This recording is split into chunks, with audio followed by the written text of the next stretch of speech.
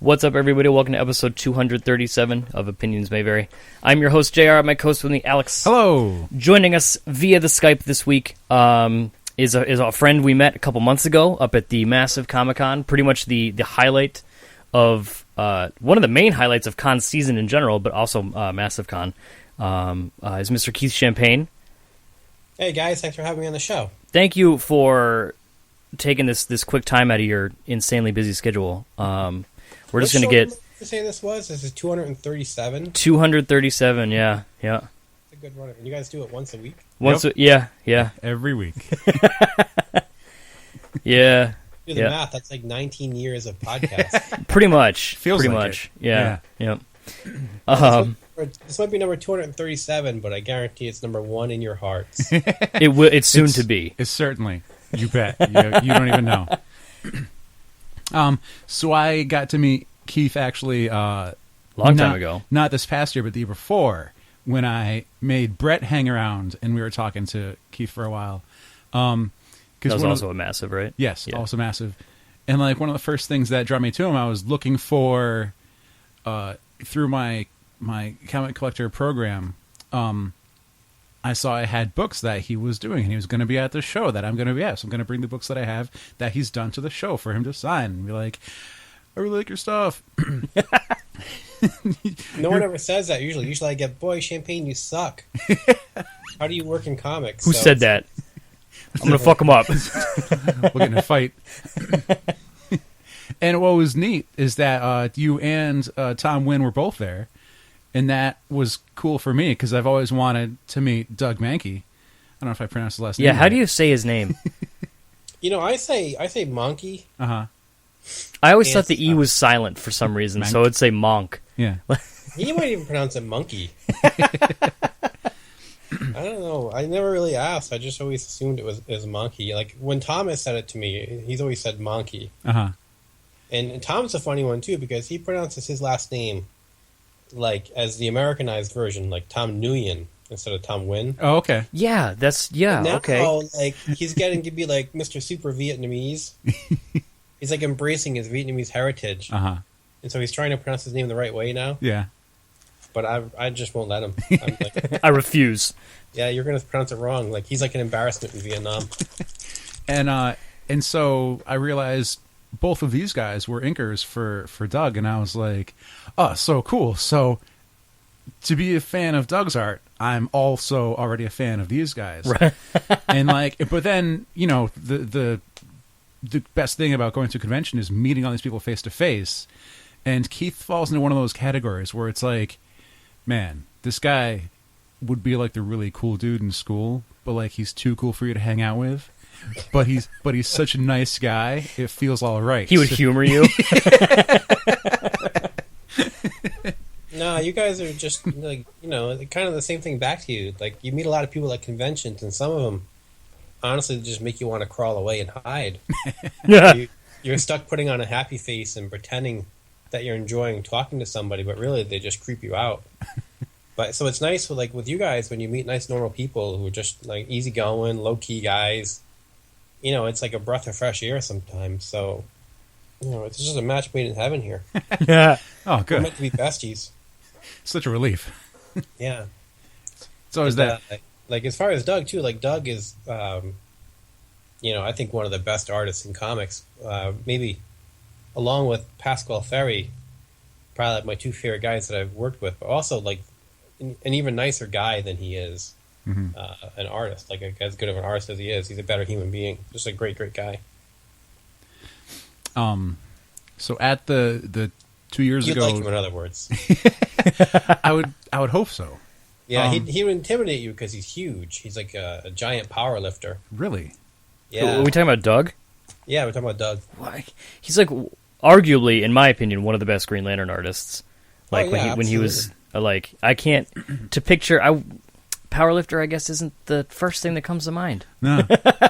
No, he's a big, tall guy. He's probably like 6'2", and he's in his early 50s now, but he still competes in powerlifting. He's a massive, strong human being. Because I had brought Tom what I had of Justice League Elite, which was my favorite Justice League book, And that's where I became a fan of Doug. But the show's not about Doug. It's about We're talking Keith. I'll talk Doug. Doug's more interesting than me. So one of the things I bought was your graphic novel, The Trade of The Mighty. And The Mighty. yeah. And it was one of the things where, like, I buy it and then I put it on my shelf for a while. And it's like, well, there's a list of other things, and like I'll put it like in the It's in the pile. in the rotation. Yeah. And I'll read it. And then I read it and I was like, I have to show some friends this. And I was like, our friend John would love this kind of thing. Has John read it? No, not yet. He would love it. He would. Yep. What the fuck is wrong with John? John, our friend John loves like the Golden Age, Silver Age characters. Yep. Like he likes the SA more than the JLA, and I feel like Alpha 1 is more of like a JSA era kind of dude. And then when I was like, we're gonna have Keith on, JR, it's time for you to read it too. Yeah, he forced it on me. Like, I was leaving a couple weeks ago, and he was like, okay, so take this. And I was like, yeah, I'll get to it. No, so take this. And then I was like, okay, yeah, I'll sit down and take... Because, like, the way Keith was introduced to me was first by the signature, which is very unique. Oh, the champagne flute, right? Yeah, with the last name of Champagne. The bubbles and you get the it's really neat. I was like, okay, so Keith is an artist. He does art, he does inking, he does the art stuff. But I was like, he handed me the Mighty, and I was like, wait, so he wrote, he had a writing part in this? He didn't draw it? He's like, no, the other, okay, whatever. And then, so I sit down, I was like, okay, I'll take a look at this, and I sat down, and I binged it in one sitting. Wow. Yo, I'm going to get real, just straight up, the Mighty was dope. It was so good. And, like, because at first I was just like, okay, it's superhero guy. I don't really trust him, though. Like, something seems odd. It was a great book, which is essentially what I was getting at. And if you have a chance to check it out, I highly recommend it. Especially, like, you mentioned, like, the Golden Age type of... It does have a lot of, like, that feel to it. Yeah. And when was that really... It's a very deliberate choice, to introduce Alpha 1 as... like the original, like Golden Age Superman or a Golden Age JSA character, like that solid, upstanding, almost corny citizen. And then over the course of the book, as you start peeling back the layers, we wanted to creep you out. Like, what's wrong with this guy? He's like, behind that smile, there's something going on in the head. Yeah. Starts out as like the aloof, like, oh, I'll have a carbonated beverage, sir. And then it's like, I'm not going to spoil anything, but just check it out. Anyways. And I, even as a writer, I didn't know if that was working or not. Like, if people, it wasn't until I saw the pages. I think it was in issue number 5, and I forget. I haven't looked at the book in a while, but there's one scene where Gabriel Cole is talking to Alpha 1. He's trying to pretend he's not scared. Mm-hmm. Yeah. And Chris Samney was the artist at the time. We got Chris Samney early on before he became the god of all comics. He's pretty incredible. He just, he drew a close-up of Cole's forehead with a bead of sweat. Just like one bead of sweat, like dripping down his forehead. And to me, that moment was like when the book really found itself tonally. Mm-hmm. Like, that there was so much more going on beneath the surface. Like, to me, that's when it clicked, and I knew that people were going to kind of pick up on what we were doing. Yeah. I mean, some of the early reviews on issue number 1, like, they were really like, what the fuck is this? This is the most boring thing we've ever read. This is a retread of, Superman number 1, stopping a train and blah, blah, blah. There's nothing original about it. And, Tomasi, who wrote it with me, we were both kind of like, geez, people are so quick to judge. Like, they're just jumping all over it. They don't know what's going to happen yet. Mm-hmm. And, so I guess we were nervous up until around that time in issue 5, and then we felt like, the book really found itself, I guess. I think I said that before, but... One of my favorite parts is how there's so much color being a comic book, but at the same time, it's also very noir. And there's a lot of, like, mystery and shadow work in it, and like, to combine those two things to still come out with, and, like, have... They don't really fight, they don't get confused with each other. It's what makes the book. Yeah, it was hard because, we wanted that kind of noir look because it is a detective mystery as well as a superhero book. And Peter Snyberg was the original artist, and he really established the visual tone of the book, and then had to leave. Mm-hmm. He had another project he had to jump on, and we were kind of left like, geez, how do we find a guy that can recapture this tone? And luckily, like, Tomasi had seen Chris Somney's stuff online, and we just hit the jackpot. To keep that tone up, that noir tone. Mm-hmm. Not an easy thing to accomplish. So, to jump around a bit, as Jar was saying, like we meet you at MassiveCon, and like there's a stack of original art there, and it's like, well, he's an inker, so he inks a bunch of other work. I believe there was stuff from Ghost, and Justice League, and some other books, and I ended up buying 3 pages, which thank God, which was like. It's like, oh, that's all you walked out with? Because, like, the offers that were being thrown in your face. I believe the entire stack was up for grabs at one point. That's my dream in life, is to sell the whole stack of artwork and then just, like, take it easy the rest of the weekend. As when he dropped that, he was like, the whole stack's X amount. Like, I puckered up a bit, and I was like, Alex. You have a very important decision to make right now. Yeah, the guys that run MassiveCon are great guys. So far for me, that show's been very slow the 2 years I've done it. Yeah. So I get a little desperate because I don't like to waste my weekend. Mm-hmm. I want to make $50 while I'm there. Yeah. So I'll start throwing crazy deals around and just trying to get people to, I don't know, just to have some fun at the show. Well, there are many negatives that come along with a slow show. Mm-hmm. One of the positives, at least for people like Alex and me, is we get to hog people that we want to talk to. That is the plus side of it. Yeah, you definitely can have a longer conversation sometimes. And as long as it's not one of like the creepy con guests I mentioned earlier, then it's a beautiful thing. Or then you end up hearing the pitch from the guys next to you like 600 times over the course of 2 days. Oh, that guy drove me crazy.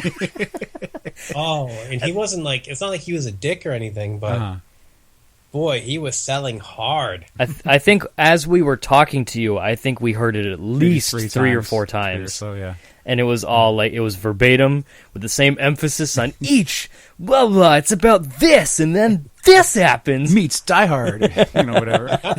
I kind of wanted to punch the guy, but I also wanted to hire him at the same time to like pimp my stuff. It's like, the mighty. To do that over and over again. What was also really cool was your honesty, because we're at your table and I was like, so I don't know if I want an original page or if I want a sketch, because I liked how you could get a sketch, and like Keith was just like, all right, I'm gonna be honest, a little lazy today. If you could just buy the stuff that I already put effort into. And I was like, okay, I think I could. Yup, 3 pages deep. That's fair, man. Yeah. Also, people don't realize it's hard to draw at a convention, and no one really talks about that much. But like when I'm set up in my office, yeah. Hey, it just said it's your birthday today, Jeremy. Is that true? It is. What? I just got a Skype notification that says it's your birthday today. Oh, no way. Yes, it is. Wow, Skype. crazy. I didn't realize I put actual information in there. Normally I put... I think Jeremy's fishing for some original art for his birthday. Right? Yeah, that you caught me. Yeah. Red-handed. But anyway, like I was saying, like if I'm down in my office, like everything is set up just the way I like it. It's like a very comfortable zone. My lighting is good. The angle of my chair is good. You take those little things away, and it gets incrementally harder to draw. And then I don't like drawing when someone's just staring at me, watching me draw. A lot of times you do a sketch at a convention, and the person just wants to like just watch it come to life. Right. And I make a lot of mistakes. I got to do a lot of erasing. So I don't know. It gets a little nerve-wracking too. And also, like, Massive was like we said, it was a slow show. Were we there on Sunday? Yes. Yeah. So it was the second day of a slow show. which like Sundays at most shows are typically calmer, depending. And it's just like, so it's like getting like there are days when I'll come here to record and I'm just like, man, do we have to? Do we have to do it this week? Let's just break the streak. We don't need to do, you know what, pipe dreams, man. Let's at least make it to 250. But like I get it. Like you're just not feeling it. But then it's also like, well, like now let's chat about my originals. Like we can talk a little bit about this. We get some backstories. Like we can take a look at like we also caught. Did we get advanced stuff? Did we get to look at that? I can't remember. Oh, like a page that wasn't printed yet. Yeah. I think so. Yeah. But yeah. So then 3 pages later, one of which I'm pretty salty about because I wanted it, but it's not like I had the money to buy it. But it was also like I'm glad someone that I know owns it, so I can own it through you, and I can be like, that page is kind of mine. It's not the first time that's happened.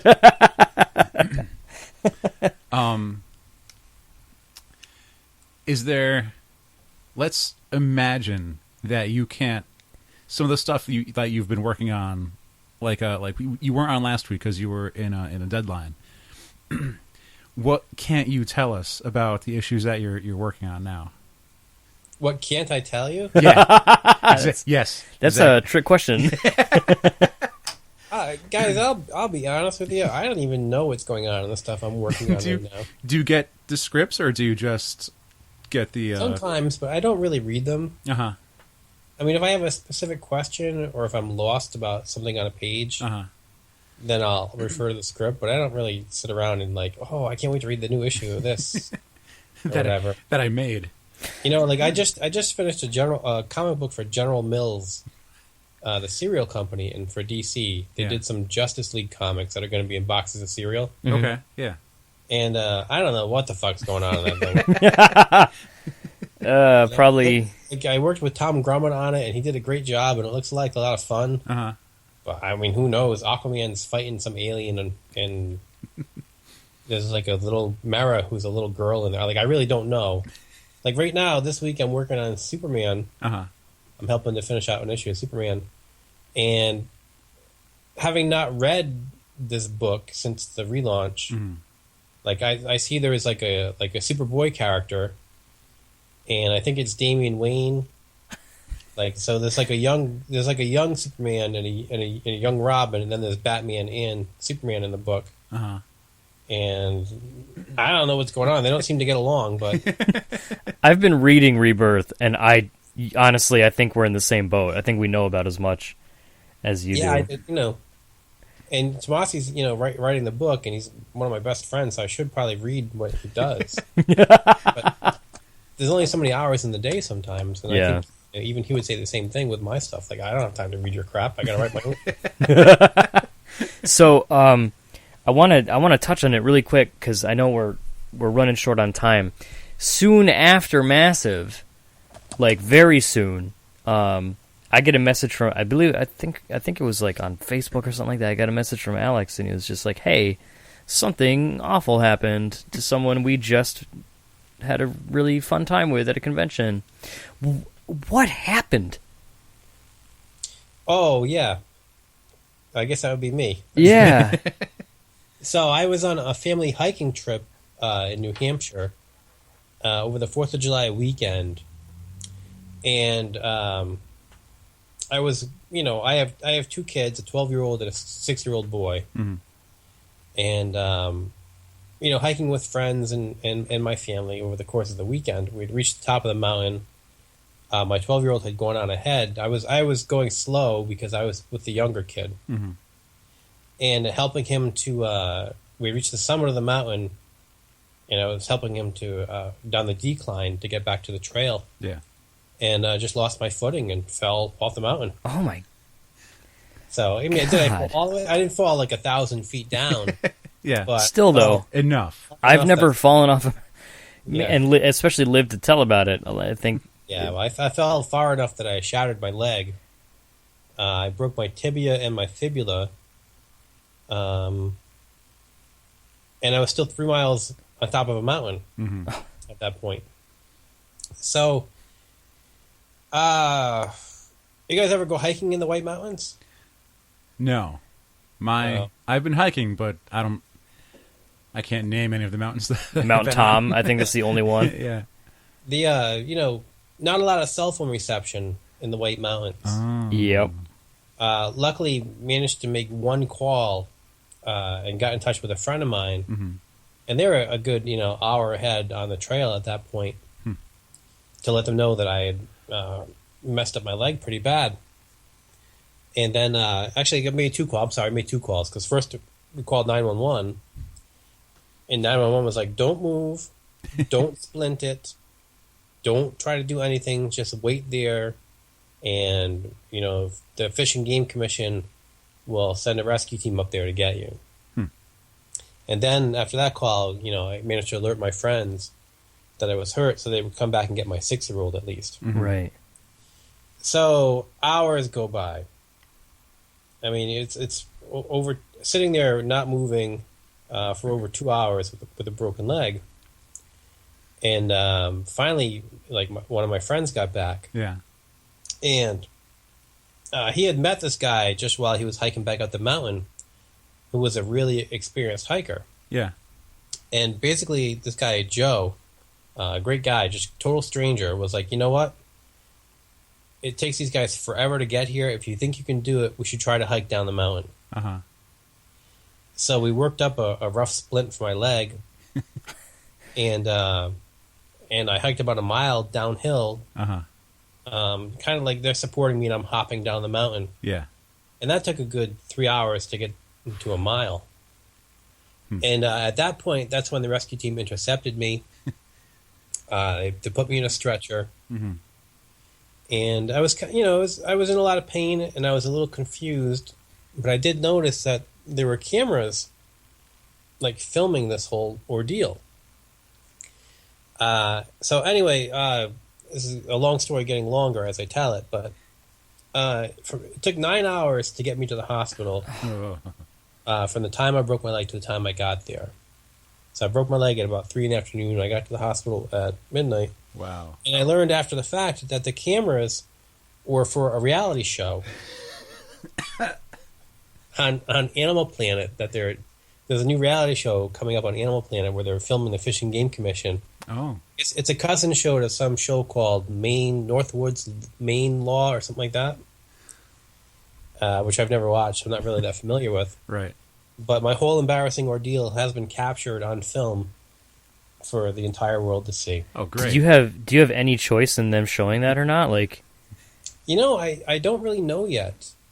I don't know how much will focus on me and how much is just going to be on the people that carried me down, who are amazing, by the way. Mm-hmm. These rescue teams, it's all volunteers, and these guys, they like to do this. Yeah. But they work in shifts of 6 people, and they would carry me for a couple of minutes, and then the 6 new people would rotate in, and carry me a couple minutes more. If hiking isn't hard enough, let's hike while carrying people on purpose. I know. They hiked me down in the pitch dark, going down a really steep mountain, Uh-huh. Over streams, and it was, crazy. They were really amazing. And so like I said, I don't know if the reality show is going to really, focus on me, or if I'm just going to be a body in a stretcher, and they're going to focus on these guys that carried me down, or if they're going to come back to me and say, hey, we need to get your, some interviews with you for the show. I'm not really sure yet. Yeah. Well, there's your leg and there's your shirt, and that's maybe your hand or something, but Yeah. once it comes to your face, they might need a waiver. I mean, I did talk to the camera a few times. Huh. The guy behind the camera would say, how you feeling, or something like that. Mm-hmm. And so I would, make a couple of comments, crack some jokes. But, after I got down, 2 weeks later, I had surgery. I got plates and screws holding my leg together now. And, it's been, it's almost October now, so 3 months. I still have another, month and a half or so on crutches before I'll be good to go. It hit me hard, because I guess it's really easy to forget, how quickly anything can change, and it's just like we just talked to Keith at Massive. It was the first time I'd ever met him. He gave me a book, and I regretted not. I was like, why didn't I get it signed? But like, and it was, and then like I think, what would you say it was like 7 days after Massive? It was a week. Yeah, it was exactly a week after I met you guys. It was just like, oh hey, yeah, there was an accident. There was like a GoFundMe page like to raise funds for like, and it was just a lot of people were just, oh my god, this happened. I think, was it on Bleeding Cool? Yeah, it was on Bleeding Cool. Yep. And it was just like we were just like just the other day, and it's for some reason it really messed with me. Like, and it was the how quick things can happen, how everything can just change. Just, you know, the simple act of just losing one's footing can completely, like, it was like one of those holy shit moments. You know, I don't know. It messed me up. It genuinely did. Did you need a hug? Kinda. I mean, can you give him a hug for me? After we record, he's embracing me. He'll be fine. Like a giant grizzly bear. I've had a lot of the same thoughts, you know, especially early on in the healing process, when it's just, you know, I was stuck on my couch because I couldn't go up or down stairs or anything for a long time. Mm-hmm. So for a good 6 weeks, I was on my couch for, you know, 23 and a half hours a day, unable to walk, had to have my leg elevated constantly. Mm-hmm. And so, you know, I had a lot of dark thoughts about that same thing, like how quickly things can change. I'm a healthy guy. I'm a long distance runner, or I was. I'm told I can't run anymore. Oh, like forever? But, they say maybe I can run 2 or 3 miles, but I can't run marathons anymore. Jesus. But we'll see. You know. Yeah. There's defiance. But I was telling my brother after the accident, like, I think maybe I've always been a bit arrogant, because I've always been healthy. You know, I'm 46 years old. I'm in about as good health as you can be at this age. Mm-hmm. You know, and I think I took that for granted a lot. And then you have this one fluke moment that turns your life upside down, and everything changes. You know, and I've always felt like I'm immune. Nothing bad's ever going to happen to me. Yeah. Blah blah blah. But it turns out I was wrong. Who knew? But, you know, I'm so lucky, because if I had been hiking alone, I'd be dead right now. Like, there would have been no getting me out of there. Yeah. You know, so luckily I had people that could take care of my kids. You know, my wife was there to help me. You know, it could have been a billion times worse. Like you said, like, people rallied on a GoFundMe for me, and you know, really helped out with the initial wave of medical bills. So, you know, I've been inconvenienced by not being able to walk for a while, and financially it's been a pretty bad hit. But, you know, it could be a lot worse. At least I'm here talking to you guys right now. Yeah, it's true. In the grand scheme of things, you know, it's you know, and there's a lesson here to be learned. You know, I just got to figure out what that is. I'm pretty slow. It might take me a few years. Just don't climb mountains. Just don't be active. Just sit inside and play video games. The word safe. Yeah, I honestly, I tell people that now. Like, don't go hiking. Nothing good happens. Stay inside. Watch Netflix. Go on the internet. I'm way ahead of you. That might be my new philosophy. And as, like, once I realized this happened, because it's a good time to have Keith out. Oh, no, it's not. Yeah, no. And then I would periodically check back in, and, like, he's still cracking jokes online and everything.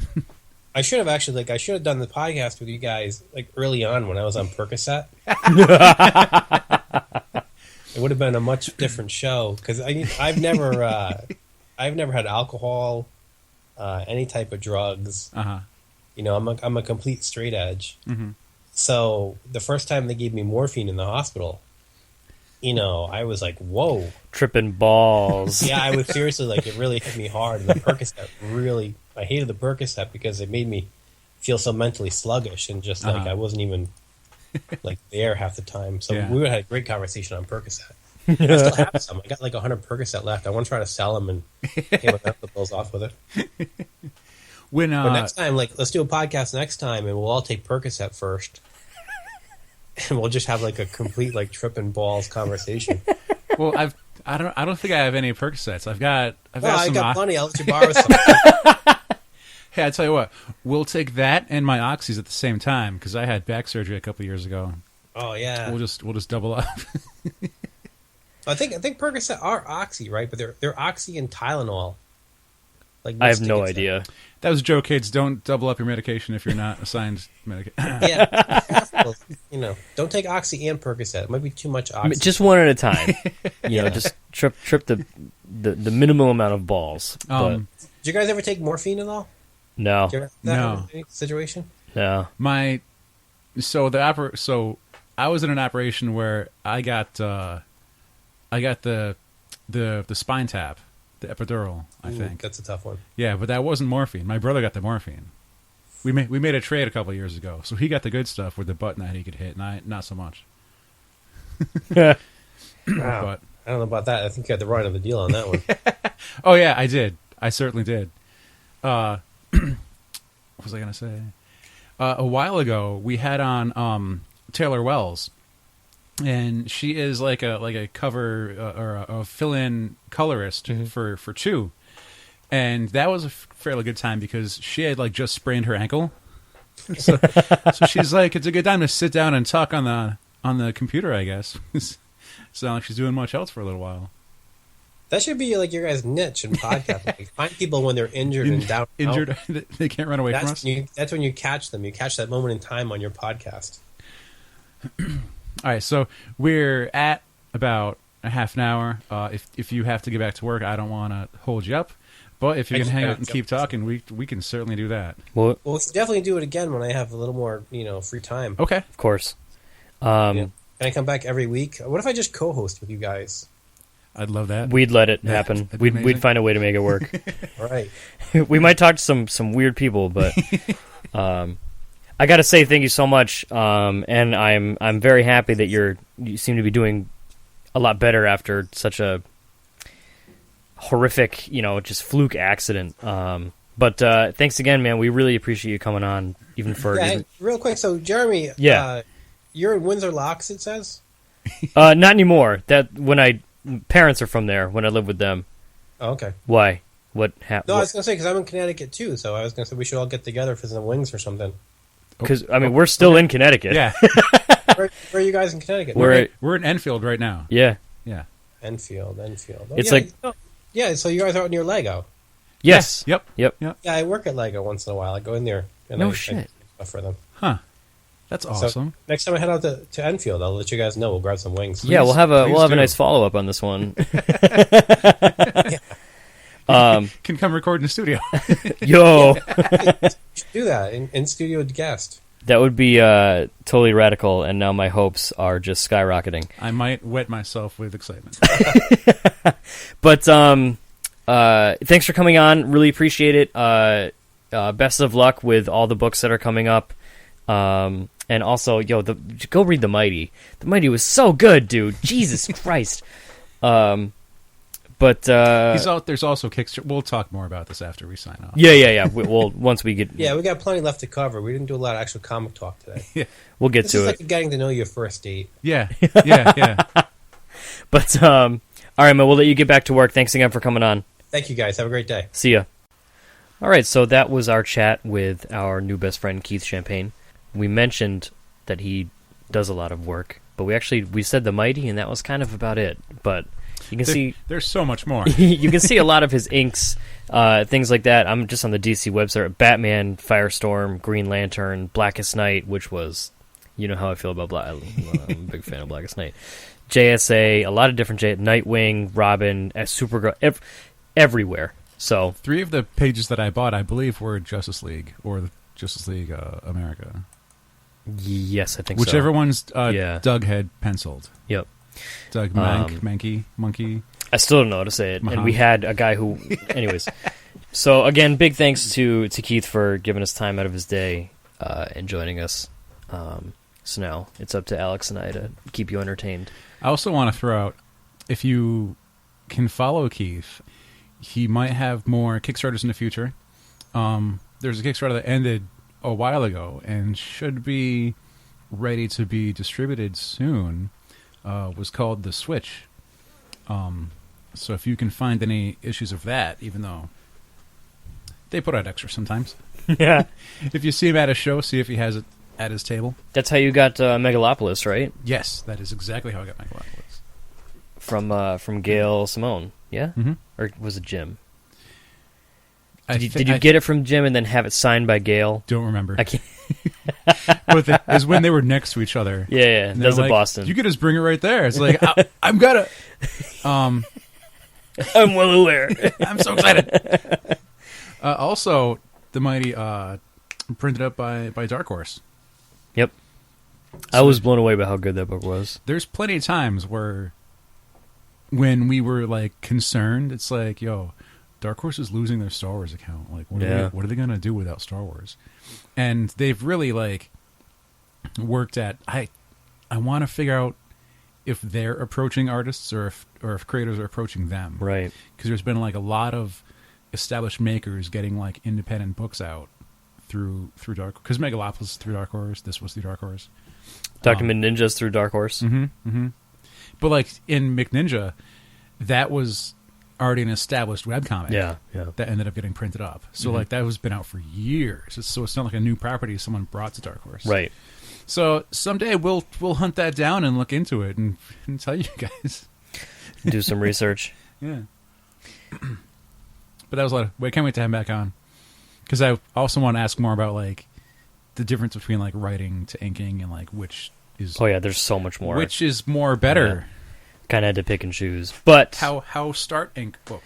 Big with the thanks and all the thanksings and all that stuff. Let's talk about retail, shall we? Because retail, as we all know, is difficult. Or apparently it can be for some people. Yeah. And this was prompted by just you seeing a guy's truck full of merchandise, right? Well, I saw it like building up because I follow Bleeding Cool on Facebook, so the articles pop up all the time. As I also follow IO9. IO9? Shout out to IO9 and our good friend Rob Gricken. Who's the editor? Oh, yeah. He's been on our show. That's right. We chatted with Rob recently. But it mentions a store closing down, and occasionally Bleeding Cool will cover like, you know, something unfortunate like this mom and pop shop that's closing down after being that's had like a huge following for 40 years and everything, and you know something happens. Didn't they run an article on Heroes Legacy when the owner passed away? I think so. Yeah. Before it was Heroes Legacy, when it was buried under. Yeah. And so they'll cover stuff like that, but like this one seemed a bit different because they made it. In truth, they made it sound like a huge deal, because it's not like it's just one shop. This was a company that has multiple shops. A chain. And like the best I could have done to compare it, where we live in the Northeast, was like, well, I guess it's like Newbury Comics or something. Because up here we have Newbury Comics, not really a comic shop.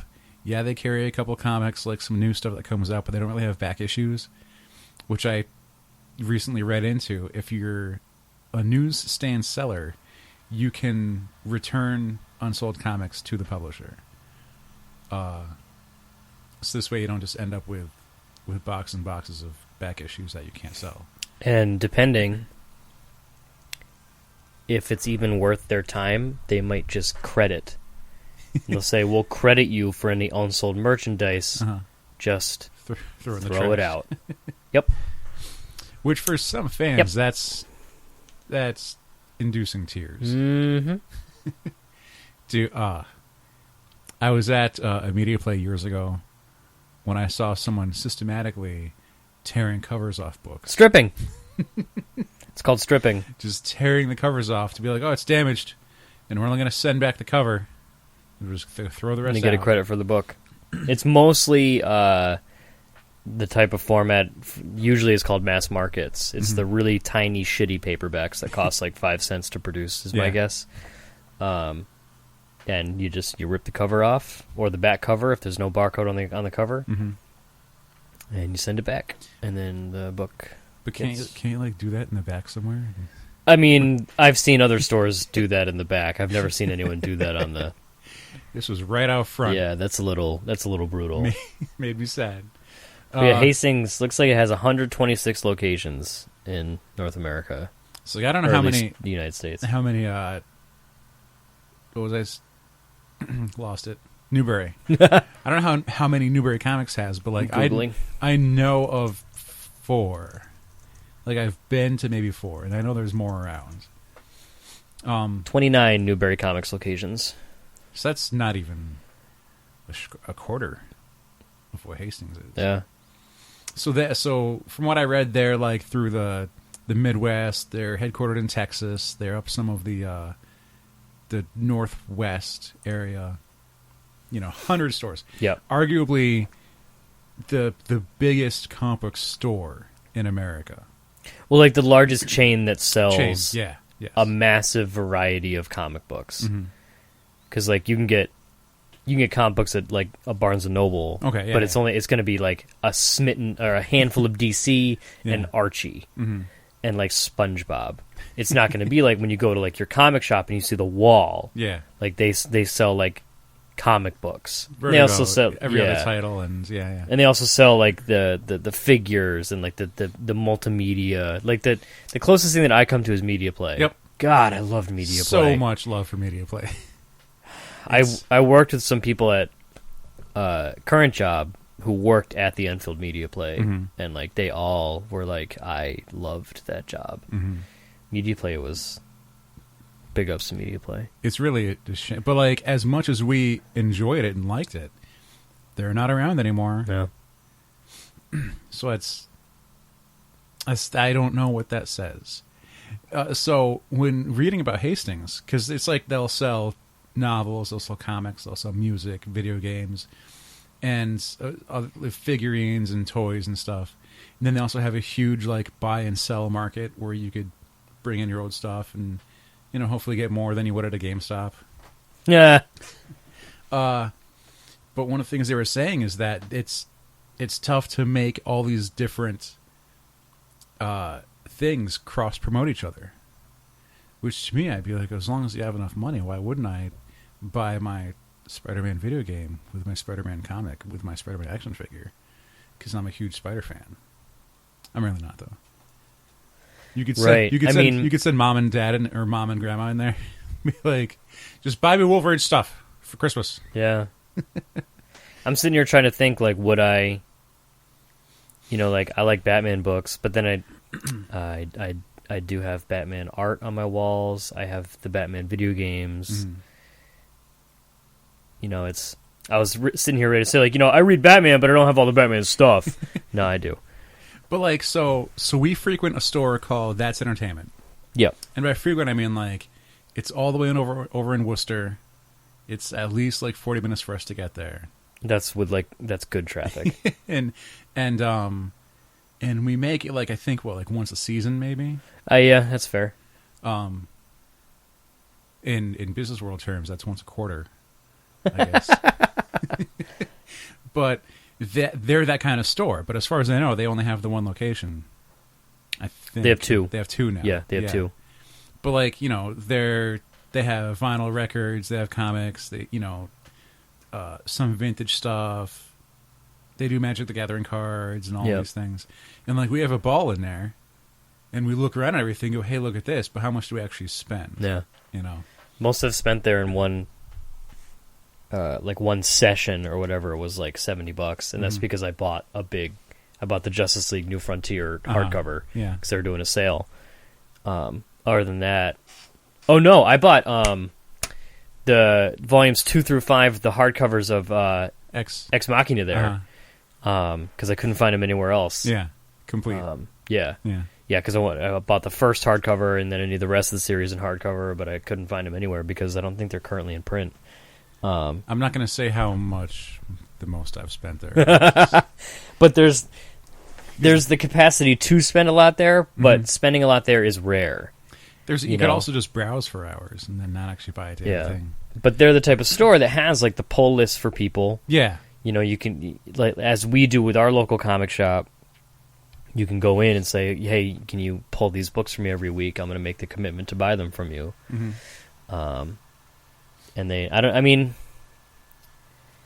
It also could be attributed to the fact that they only have 2 locations. Yeah. There's a lot less to spread around. It's just the 2 locations to worry about instead of 129 spread amongst the entire country with, what was their debt listed as? 100. I had it for a $139 million debt. Wow. The Wall Street Journal, according to hjnews.com, is where I found this article. But one of the things that I found we were talking about before we started talking about this, Hastings made a number of changes to its policy, following the bankruptcy filing, including discontinuing video game rentals, suspending their buyback program, which makes sense. Mm-hmm. Announced shortly after bankruptcy that it would stop accepting gift cards or account credits on July 14th. And they also suspended all movie rentals, returns, and exchanges. Like, the gift card thing kind of messed me up. They even did rentals? Yeah, apparently. Because where could you find that anymore? Redbox. That's about it. Have you seen the South Park with Blockbuster Video? No. It's...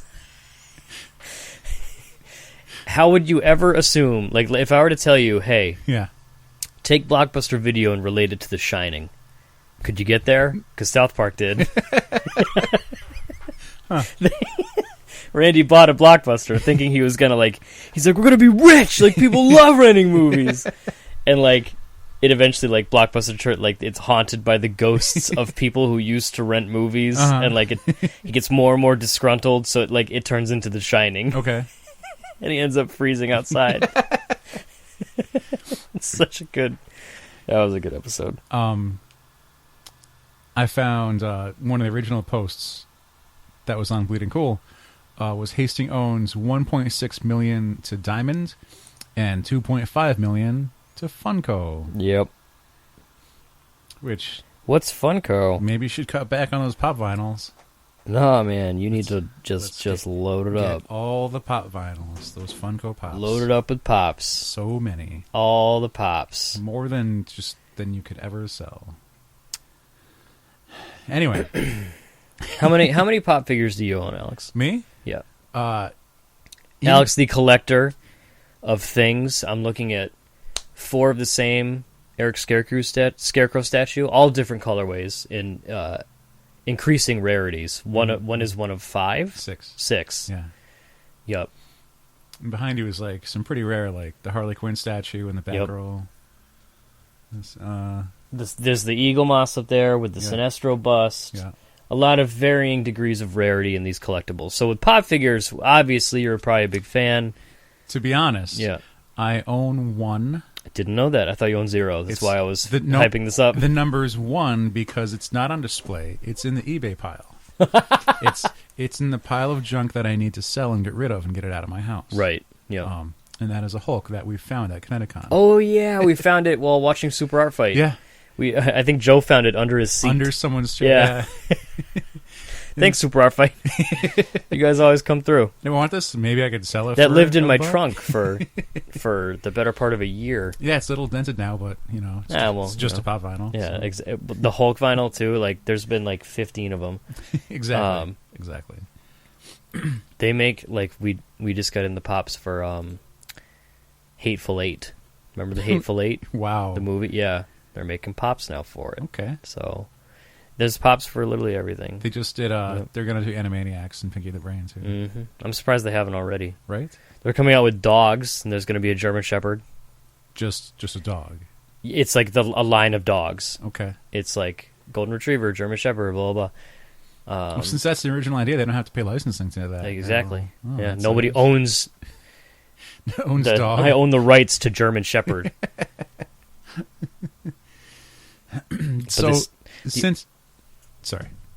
June, it's been news of Hastings looking for a buyer if a different company wants to buy them out. I saw Bull Moose Music was considering it, and they're still relating to Newbury Comics. They're Newbury Comics that's further north, right. Maine, New Hampshire, Vermont, and those places. They were considering it, but at the same time, for 126 stores. That's 126 stores worth of jobs and leases to pay rent on. So, and a lot of people who get their stuff from that store. Customers. There might not be a local, an LCS, local comics, or in the area that might be like their main source, so they don't have to do the whole shipping thing from certain companies, which can be. Remember when Image launched their subscription service? No, you don't remember? We talked about it a while ago. Image had a subscription thing going on. I think I was too nervous to look into it. Yeah, what if it gets damaged? Yeah, I think it was very expensive too, and you only got books like once a month. Oh yeah, or something like that. Yeah. I can't remember. Don't remember the exact specifics. So torch me if I'm wrong. So not only with all the stores. Oh, so one of the things that reading up on this is like how, if you've ever considered how stores get their product, they'll get their previews catalog, and the stores look through previews and then like predict what they think is going to sell, and they put in the order for that. But like that's months ahead of time. Yeah. So like you'll get your previews catalog for a book that's still being made. Like the inker is still inking as someone like Keith Champagne. Yeah. I brought it back. and then it's got to go on, to the colorist and all the other stuff, and then get printed up. And so a lot of times like that could be luck of the draw or a crapshoot, and be like, well, it's Wolverine #1, so everyone loves Wolverine, so we're just going to over order it and get like 200 copies or whatever. And then you've got Diamond, who gets in your ear of like, well, if you order 36% more of Wolverine #2 than you did of Uncanny Humans #7, you'll get this many variant covers. Mm-hmm. And it's like, well, now there's percentages. What? And it gets even worse from there. And that's just comics. That's not even counting like the toys and all the other merch that they sold. Statues from Sideshow or something. Yeah. And yeah. Even books, like you want to try and get ahead of it. It's even like with the latest Harry Potter. Mm-hmm. Oh God, do we have enough? Because if we don't have enough, they're going to get it from somewhere else, and that's money out of your pocket. But we don't want to overorder, Because then the stock is just sitting there. Yeah, the stock's sitting there, and then you can return and get the credit for it. But who knows if they're? I don't know if when stores return a book, if they get like the full credit or just like a partial. Mm-hmm. I have no idea. But it's like that, just that game of trying to figure out like that sweet spot of product that you need and don't need, and so the way Hastings would do it, instead of ordering individually for each store, they would depending order on sales needs and location. Yeah. And yeah, because maybe your Seattle store does more Green Lantern than your Arizona store, and but what they would do, they would order in bulk for all of their stores. Yep. In like one order, which had to be divvied up thousands and thousands, and then get those shipped out. So that's where like they end up owing Diamond so much money. Yeah. Even like getting behind on one of those checks. Like imagine one check to Diamond for your monthly comics For 126 locations. Yeah. Nope. No idea. Even if like let's do some basic math here. Like just to put the numbers into perspective, like if you ordered, and this is like $500 worth of comics for 126 locations, it's $63,000. And that's such a low number. Like I think Midtown Comics might get 500 of something like normally. Yeah, like which is based in let's New say York City. one book is, let's say, like $3.99. And how many books come out a week? 20? Probably. I don't know. That'd be a low number, I think. Okay, so that's... And then if you multiply that by how many copies you would need of each one, at least, like, a large store like that would probably be doing, like, 10. 5 to 10. Of each issue? Yeah. Well, let's say there's 20 subs, and then, like, you want to throw in at least, like, another 10 or 20 on the shelf. Right. Is that number too high, you think? So now we're thinking, like, 30 issues each? Yeah. Times... But also the stores don't pay cover. We pay cover price. That's up to $300,000 for 1 week. And that's honestly just off the top of our heads spitballing, guessing from what we've seen sell at our local comic shop. It's that number could be anywhere. But even if we're off by a little bit or a lot, like that's still in the hundreds of thousands every week. But one of the neat things that's happening is how many. So they have to start laying off employees because they can't pay them. They can't pay for a lot while of they're doing things. their fire sales. Yeah, and they're check their Twitter. Right now, it's up to 60 to 90% off everything. 90%. You could get a pop vinyl for $1, maybe. That's less than. I don't want to pay that much for a pop vinyl. Oh shit! Let's see. Your average pop vinyl is what, $8.99? Is that like $20 or something? I don't know. Shows how much I buy. You'd get it for 89 cents. But one of the things I love when stores go out of business is the fixture sale. Yeah, I went to one of those with you when Bernie's closed in East Windsor or Enfield. Bernie, no, it wasn't a Bernie's. Wasn't it Bernie's? I don't think so. When you're driving on the highway, it was on the left. If you're driving toward place? Mass. Yeah, it used to be a Bernie's. Oh, remember Bernie's? Yeah. I think it was something else though. I can't remember. I did, but I frequently go to closing stores looking for standing shelves and all kinds of things. Waterfalls and spinners. Spinner racks are expensive. You've lamented to that before. I did get like a single standing roller rack. Mm-hmm. It's in my living room. It wasn't. I think it was Borders books. I believe it's called a stepladder. Okay. So that there were some good opportunities coming out of this tragic thing for all the customers and the employees and the owners and everything, is that it's giving a really nice sweet spot of a chance for employees that used to work at Hastings to try and open up their own shop, because maybe they love comics and they think if they simplify it down a bit they can have success, where like this massive chain, I don't want to say failed, but like it's I saw somewhere it's like, oh, your show got canceled for one season, sorry, that failed. It's like, I had a show for a season. That's a success. How many shows have you had? Exactly.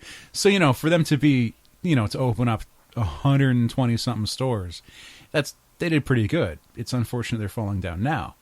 But, if they're selling comic racks and they're selling, registers at slashed prices, then that's a pretty good chance to try and pick up enough equipment to open up your own shop. And so one of the things is that this is one of the guys who was laid off from Hastings is doing exactly that. He shows up on Bleeding Cool, this dude Darren, and so there's just stacks of comics in the back of his van. Not even in boxes. Just, I know, like it kind of gave me anxiety looking at that picture. Like one bump and those are done.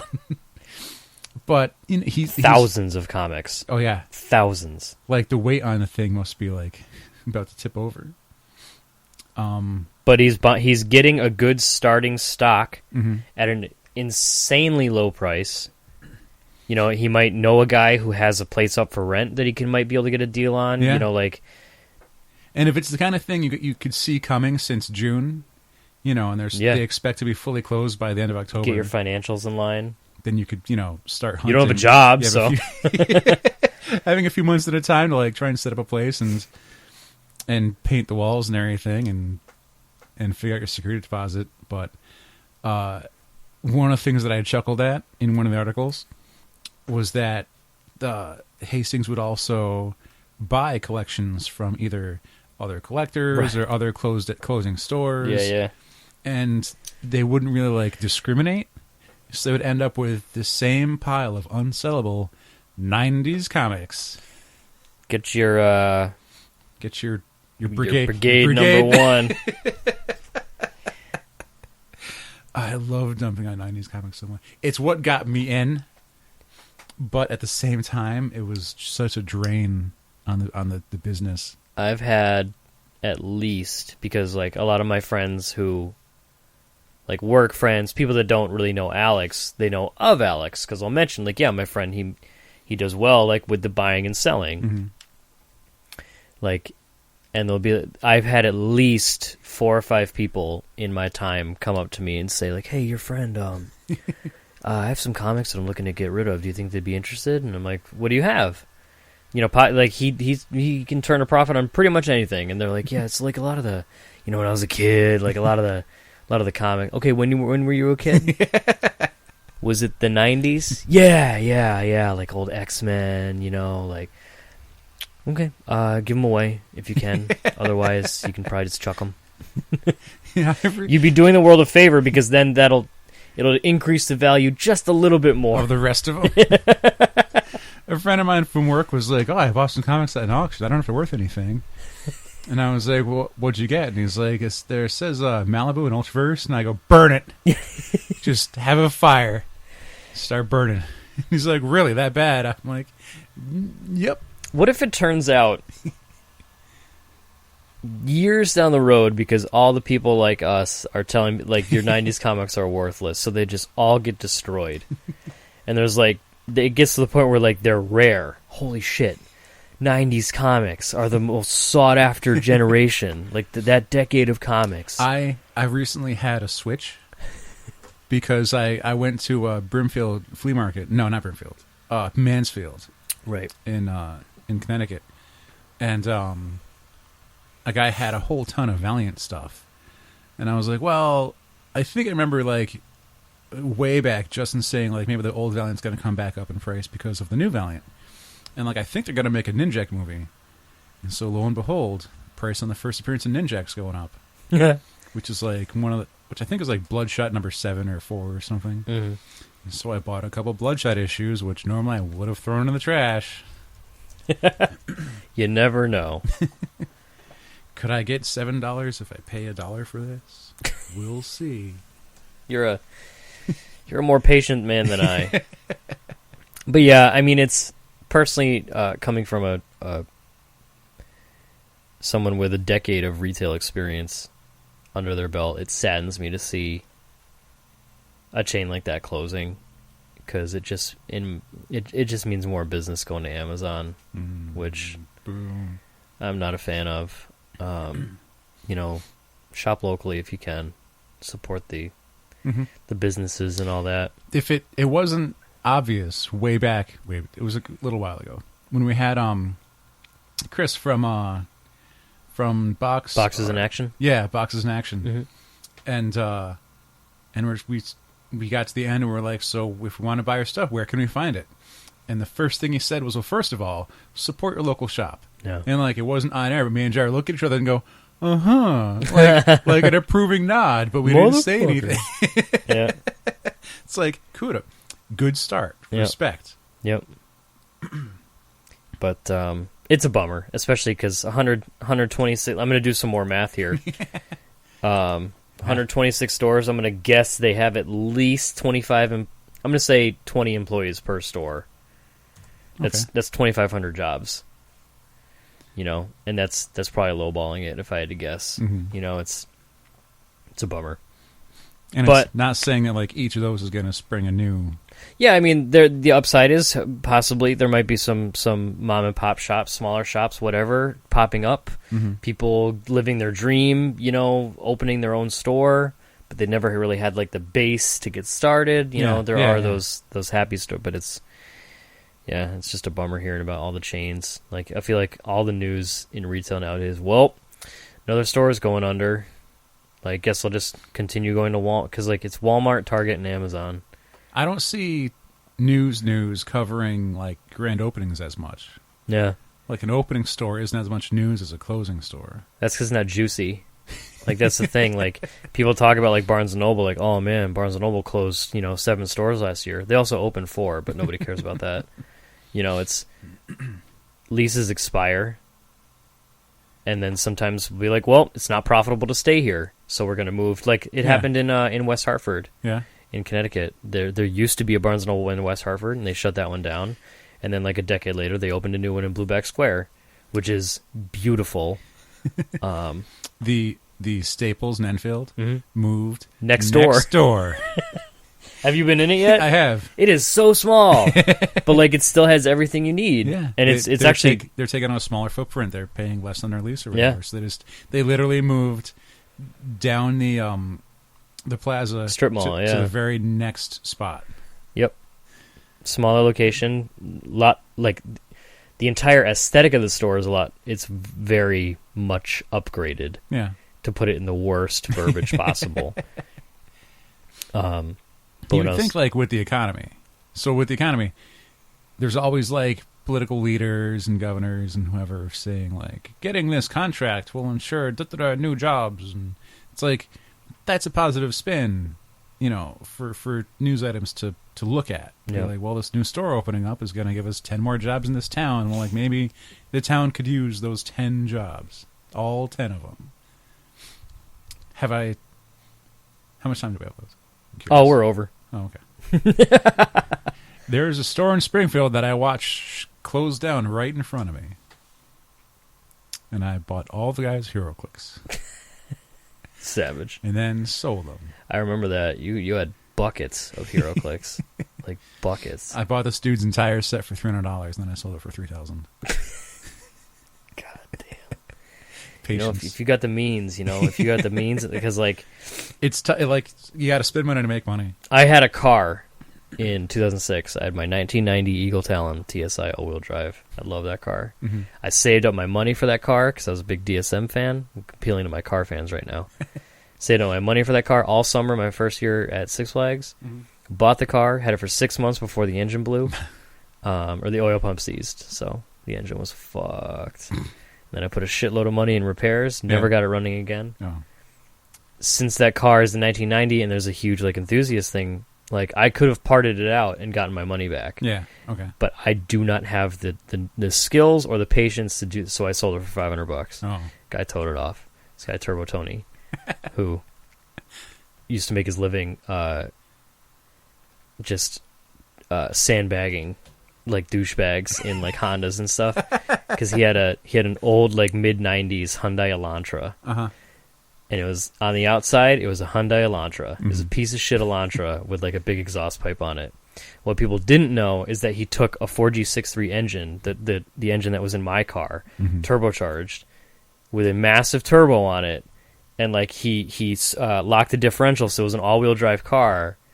And this car did like 10-second quarter miles. This car had like 500 horsepower.